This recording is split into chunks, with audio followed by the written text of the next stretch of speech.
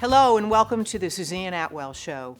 In this edition, we return to a familiar, frustrating theme, back to school with COVID. Infection rates in Sarasota have surged. Our school board is being threatened by the governor. How is everyone coping with the fear, politics, empty classrooms, and uncertainty? We turn to local leaders for answers, the administration, the school board, teachers, and their union. It has been a long, hot summer. If you would have told us 3 years ago, like when I was running for governor, hey, there's going to be a pandemic. On May 3rd, 2021, Ron DeSantis called an end to the state of emergency. In his haste to accelerate the state's economic recovery, he suspended all COVID-19 restrictions and mandates on individuals and businesses. But what I'm going to do, I'm going to sign the bill. It's effective July 1st.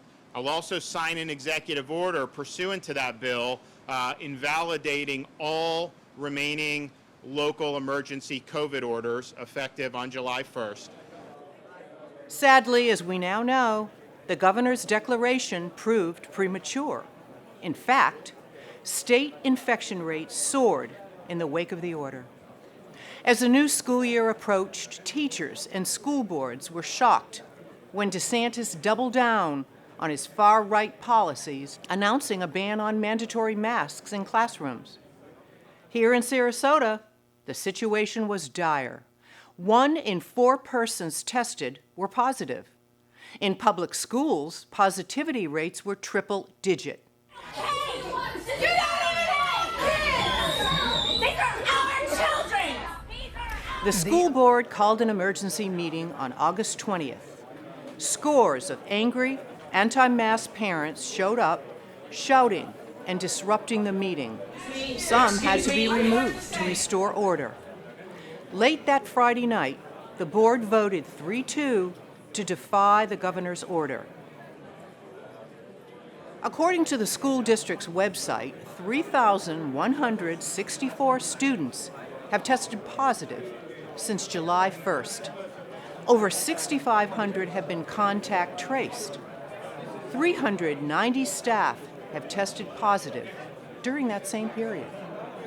At the end of the emergency meeting, Board Chair Shirley Brown was asked about the governor's threats to withhold salaries. I'm not doing this for money. I can tell you I don't do this for money. I have a responsibility to provide for the health and safety of our children. We talked to Shirley next about the governor's threats and more. Since we recorded the interviews for this show, infection rates have dropped. And as of Monday, September 27th, after the required 3 consecutive days below 8%, the mask mandate was dropped. I'm going to start with giving you an opportunity to talk about a few things that you've had to deal with quite recently, starting with number 1, the governor's no mandatory mask. You know, his emergency order expired on June 30th, so where does he even have the right to issue one of these orders? But, you know, there's the Parents' Bill of Rights out there, and in the Parents' Bill of Rights, Section 4, it was 101.4.03, it states that you can override it if you can demonstrate a common or a compelling state interest. And you know, when you've got COVID numbers that are twice what they were the year before, hospital admissions 3 times what they were the year before, and in school it was 10 times what they were before, I think that's a compelling state interest. Exactly. So let's talk about the legitimate exemptions for wearing masks. With what's going on now, we hear about a whole slew of people going to this farm in Venice, with doctors giving hundreds of exemptions. What's that all about? Where are we going with this? I think that has to do with the politics that have come around the last few years. And also, I think a lot of the negative or misinformation that's going out on social media now.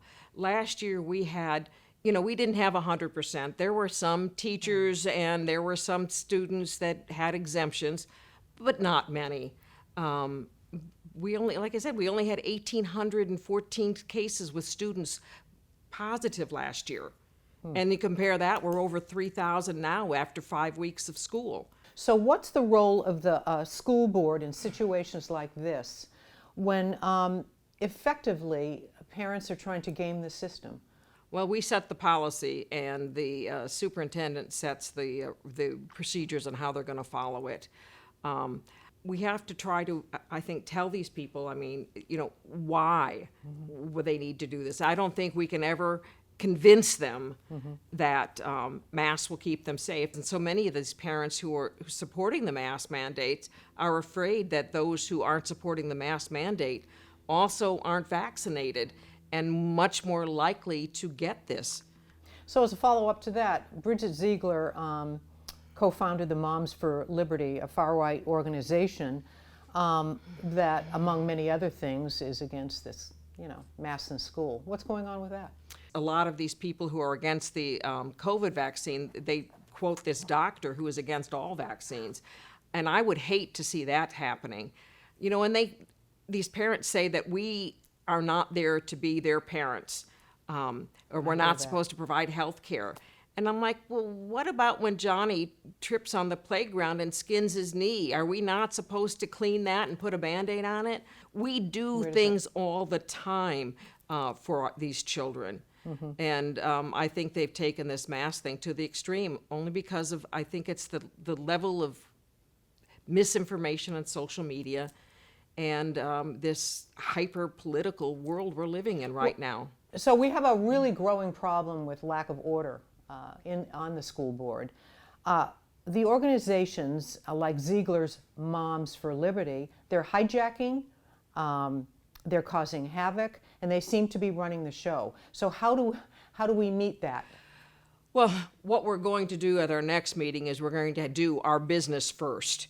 So the hearing of citizens we used to have before we had the order of business, so that anybody could comment on the agenda items. So now what we're going to do is we're going to have agenda items up front, and those who want to talk about other things are going to do it after the meeting. And our staff has to sit there through that, and this is all, overtime that they're putting in. They're away from their family. They're not having dinner because they have to sit there and wait until their time. So we're going to let the staff and everything else, the business, get done first, and then let these people talk. But when they stood up screaming, when I was just showing a clip from Good Morning America, and we asked that the room be cleared, they refused to leave.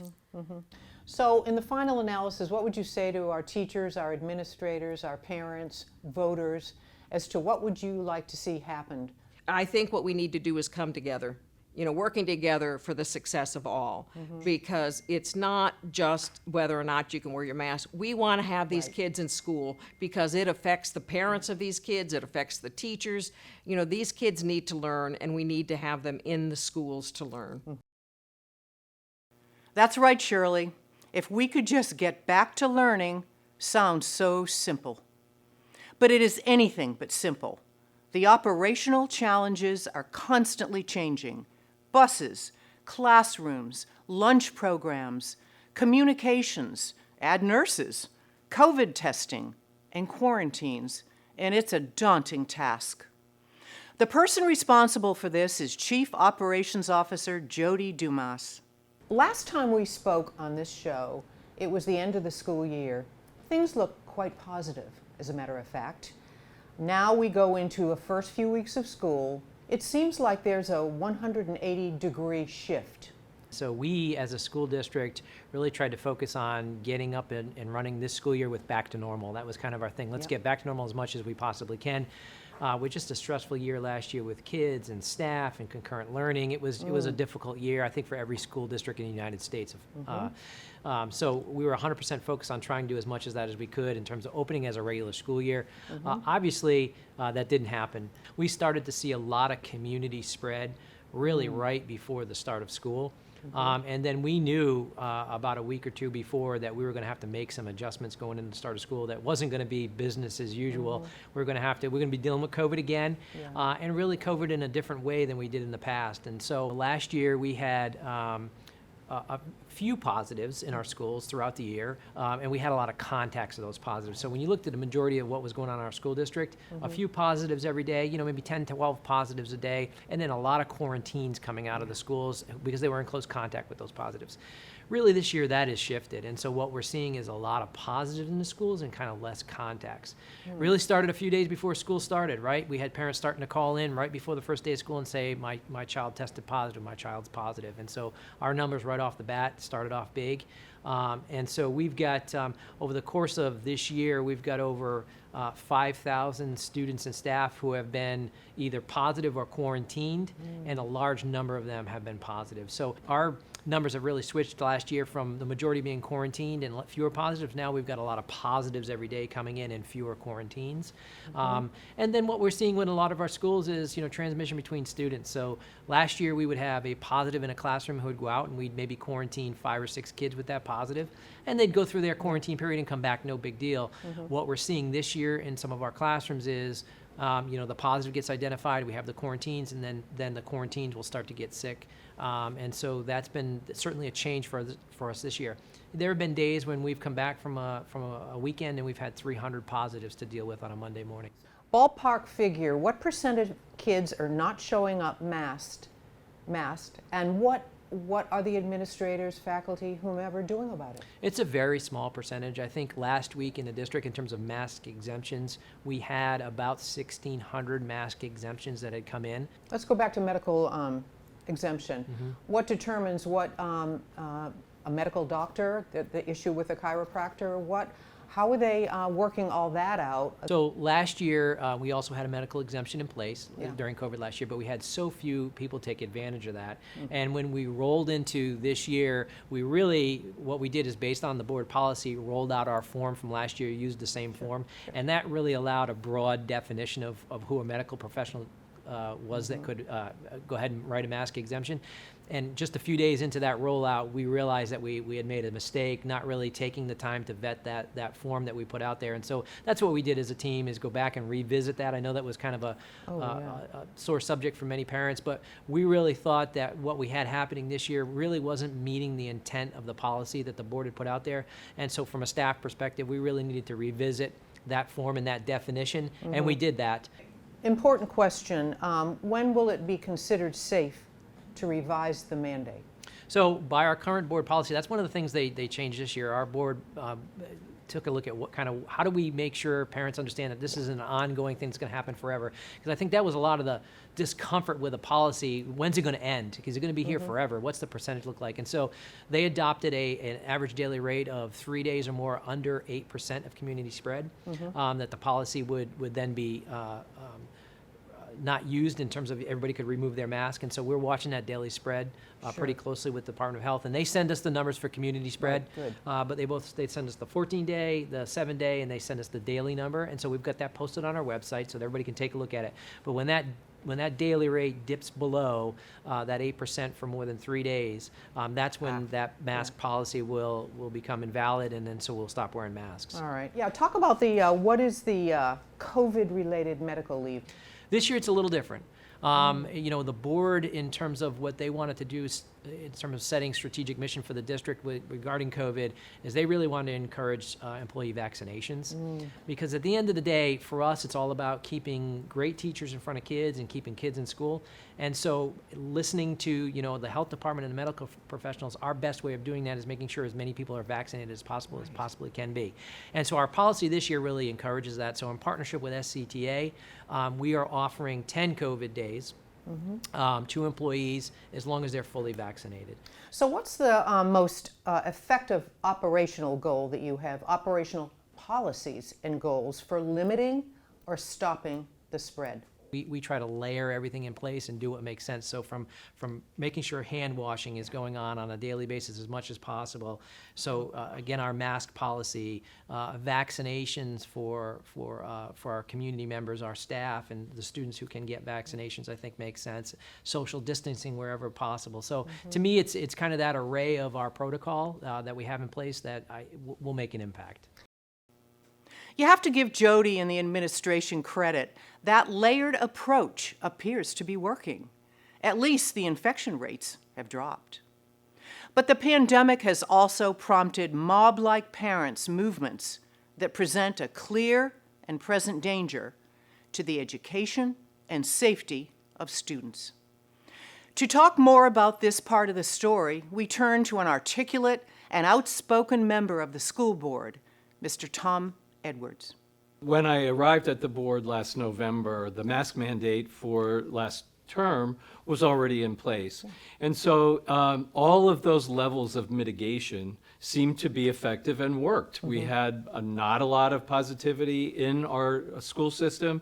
We had to deal, obviously, with occasional illnesses and quarantines, but everything went off without a hitch.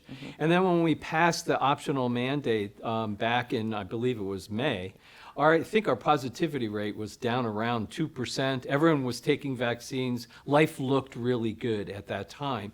But in the back of my mind, I was paying attention to that Delta variant, thinking, I hope that doesn't materialize, but if it does, even though we're optional now, I know I have the ability to ask for an emergency mask mandate should I need one. Yeah. So then what happened? The governor and Mr. Corcoran at the Department of Education wanted it to be optional. We complied in May, and the Delta variant happened. We had Dr. Gordillo speak at one of our school board meetings, who absolutely said our county was in crisis and he needed our help, and would we please enforce the mask mandate. While that was going on at Sarasota Memorial Hospital, we were running out of bus drivers. We were running out of food service people because they were falling ill. They were going into quarantine, and the numbers were exploding in the school systems with our students. We called for an emergency meeting, and we put in the emergency mask mandate. Right. Legitimate excuses and exemptions for wearing a mask.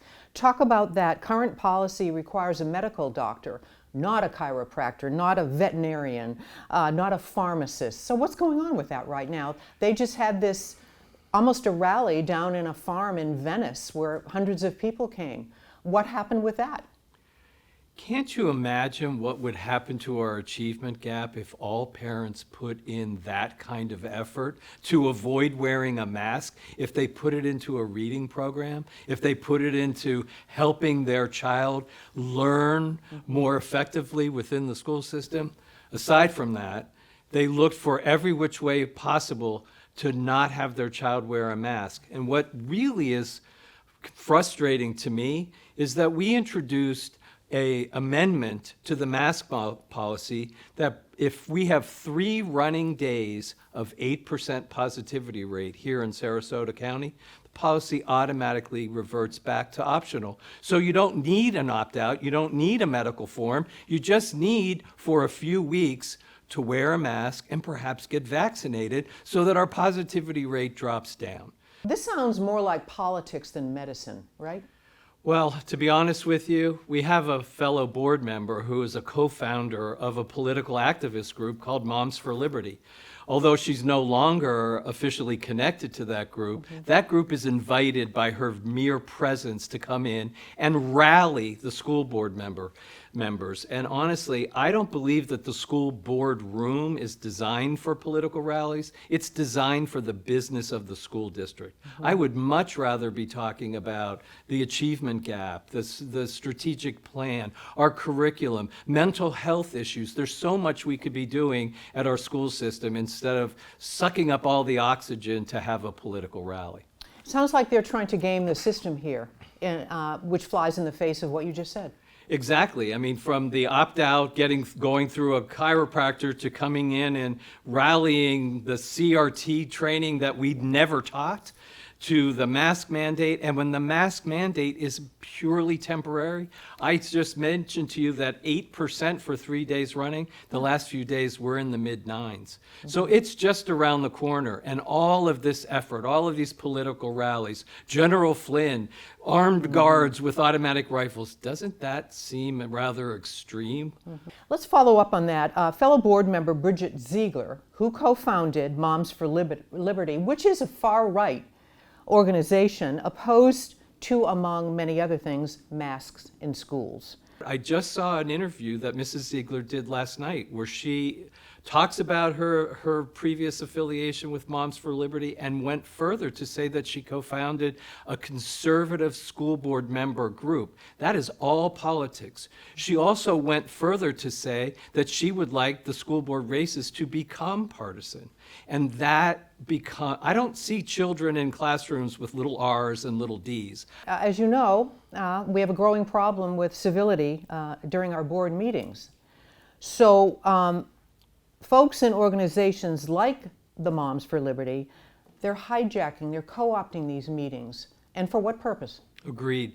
I think that along those lines, I would say that our policy was written in 2001. It was during an era when civility did matter, and people talked about school board issues. I think it's time to redesign that policy because the time for political rallies is over. The time to get back to school board business is here. As a former city commissioner, I understand the balance between open meetings where everyone gets to talk, but nothing gets done.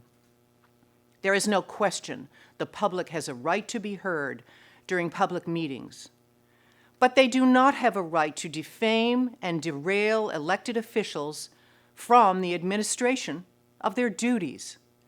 How do politics impact teachers in the classroom? We turn to the president of the Sarasota Classified Teachers Association for answers. Welcome, Pat. It's great to see you again. Nice to see you too. Absolutely. We last talked at the end of the school year. Now we're a few weeks into the beginning of the year. The Delta surge. It's put an unbelievable stress on the entire system.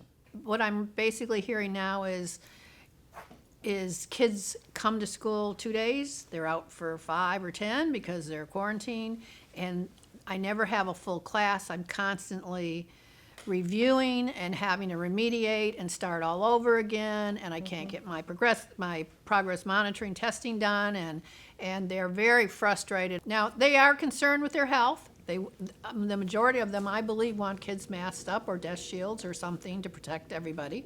If a teacher or any of your members refuse to wear a mask and don't provide a medical exemption, is that grounds for termination? So I think you're talking about if they're being insubordinate and refusing to wear a mask.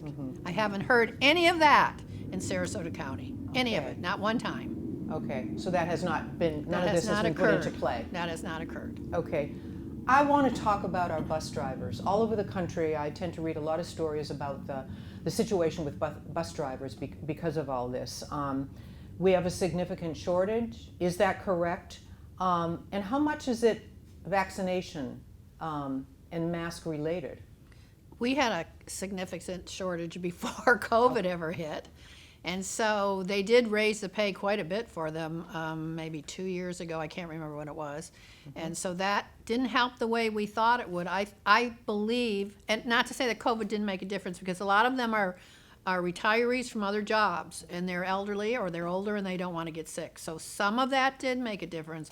But I think the problem is pay and living in Sarasota County, just like our teachers. I think we had 58 openings this week of teachers. That means there's 58 classes in our district that still don't have a teacher.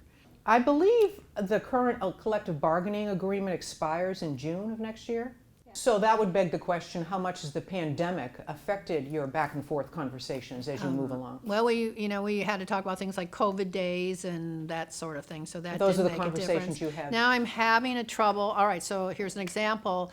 My clinic aides are just being worked to death because they're now doing their clinic aide job, and LPNs and RNs, I think, are in this group too. And they're also having to do all of the COVID phone calls, the tracing of who sat by who, and calling to say your little boy's being quarantined, please come and get him. So they got 2 jobs that they're doing, and they have to do their own job, and then they have to do this one too, and they're starting to burn out. We have them quitting all the time. So, Really? yes. More so now in the last We have year. a list on my desk of people who were hired this school year who have already quit. And I think there's 30 on there, something like that. They've quit, they haven't taken a leave. No, they quit. I mean, it's funny to me as somebody who got a job and stayed in it for 30-something years to They come, they go, they come, they go, that sort of thing. It's not the same as it used to be. Or they come and they find out it's 10 times harder than they ever thought it would be, and they don't want to do it anymore. They're done. That is a rather sobering observation. We really do need to pay more attention to what our teachers are saying. And to that point, we turn to a dedicated veteran of 29 years in the Sarasota County school system. Last year, I had no quarantines last year. I didn't have any kids who got sick. This year, the quarantines have been hitting.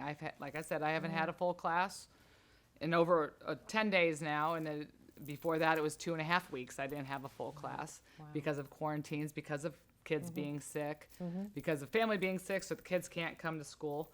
I have kids who are on the 3rd quarantine, and we've only been in school for 6 weeks. 3rd 5 weeks? quarantine in 6 weeks. Yeah. And the quarantine is And it's not the same school time. quarantine. Their mom had it, so Right. they had to stay home for mom. Dad had it the next week. They had to stay home with dad. Now the class has it.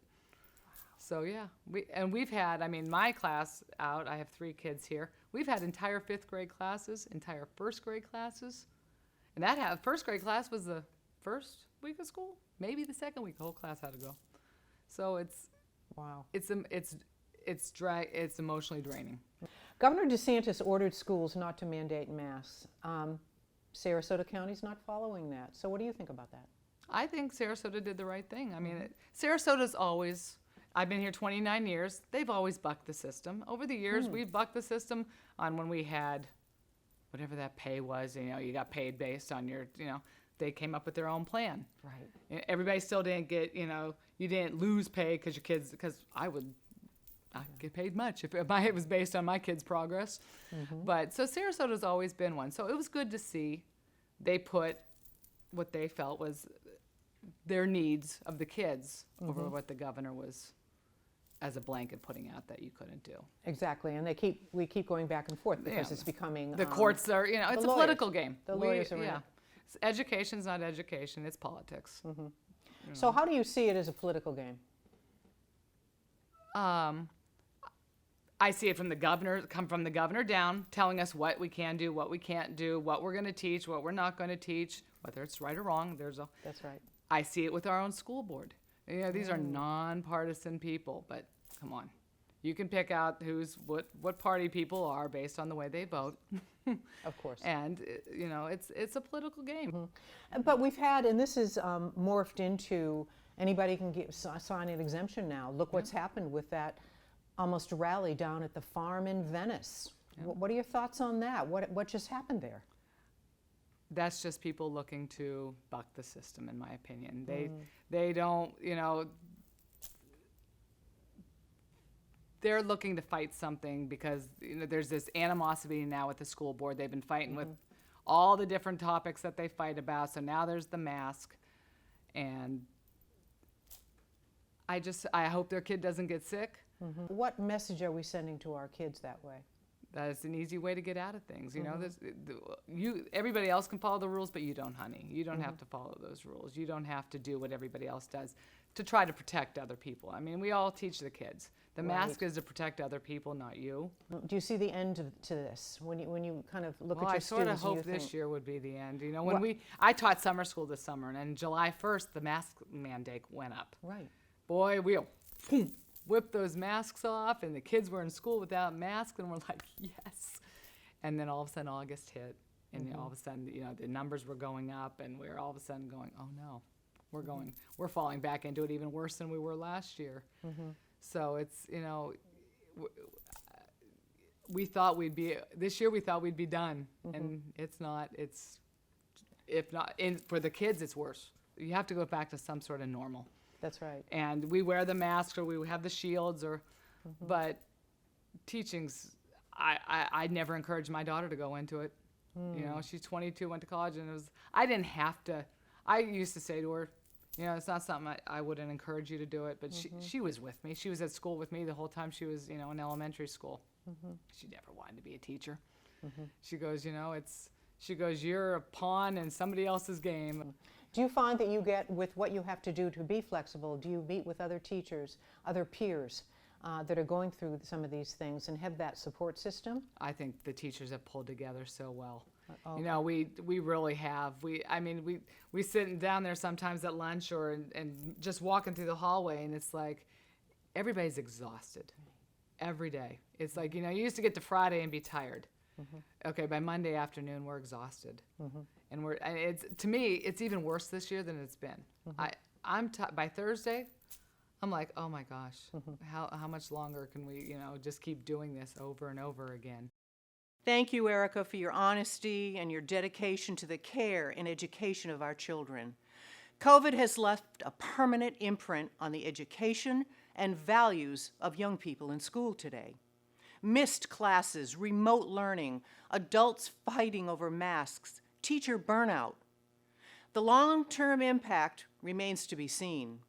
Hopefully, 5 or 10 years from now, when these kids look back as young adults, the lessons they missed in class will matter less than the life lessons this pandemic has taught us. Cooperation, not confrontation. Science, not politics.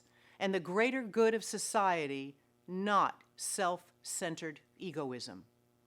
For more information on the impact of COVID on our school system, you can visit these links, and you can always watch this episode and all of our previous shows on my website, YouTube, and Facebook pages.